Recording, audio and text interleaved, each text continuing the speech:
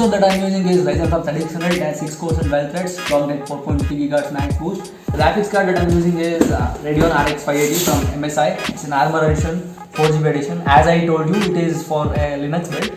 You know Linux favors AMD hardware. And this is the card that I am going to use from MSI, 4GB model. Gigabyte B450 DS3H. At the price range of 7,000 rupees, you are getting 4 RAM slots and you are getting 2 PCI slots for graphics card. You can run 2 RX580s or 570 in Crossfire. It even supports Crossfire.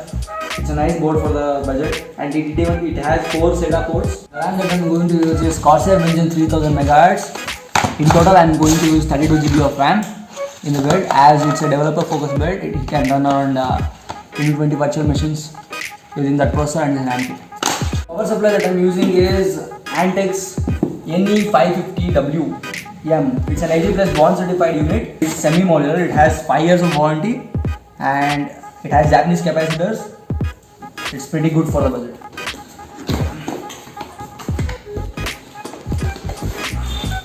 It is semi-modular PSU.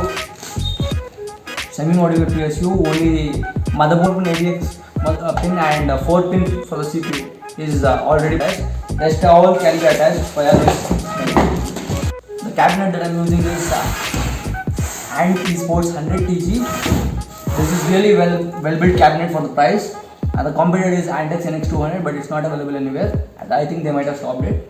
This cabinet is really good when compared to that thing, and it even has power supply stored. It's a full 80s cabinet, and you can mount 3 fans at the front, and you can mount 2 fans at the top, and one is already given. It's exhaust. It's configured as exhaust.